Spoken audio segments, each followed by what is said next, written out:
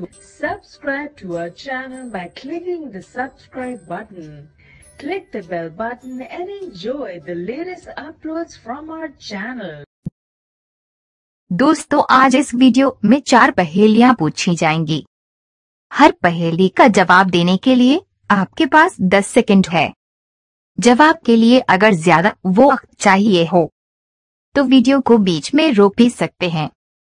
तो चलिए शुरू करते हैं। सवाल नंबर 1। वो क्या है जिसे हम दिन भर कई बार उठाते हैं और रखते हैं?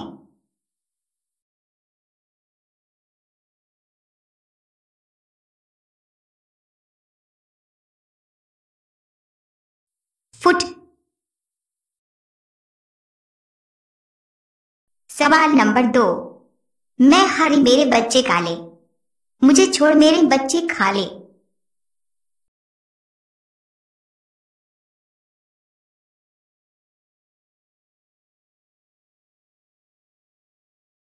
इलायची। सवाल नंबर 3।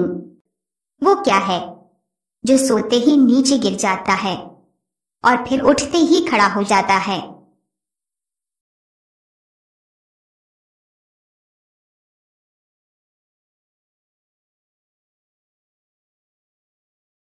आंख।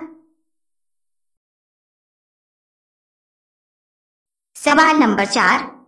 वो जो गया एक पहेली, जब भी काटो तो निकले नई नवेली।